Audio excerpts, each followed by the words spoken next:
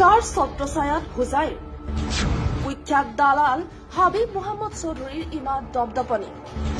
বিখ্যাত ঠগ প্ৰবঞ্চক হাবিব মোহাম্মদ চৌধুৰী বাহিনীয়ে মুছলমানসকলৰ নয়নৰ মণি কলিজাৰ টুকুৰা জয়নগৰ মাদ্ৰাছাখন ধ্বংস কৰিব বিচাৰিছে নেকি?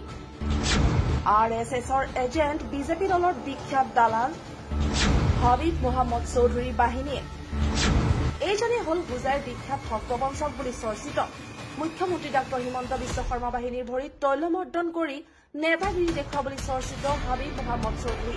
এইগৰাকী বিজেপি দলৰ কুখ্যাত দালাল RSSৰ এজেণ্ট বুলি চৰ্চিত হাবিব মোহাম্মদ চৌধুৰী বাহিনীয়ে জয়নগৰ মাদ্ৰাছাৰ পৰিচালনা সমিতি গঠন কৰাক লৈ আন্দোলনত নামি পৰিছিল ছাত্ৰ সমাজ আৰু একাংশ আলিম উলামা।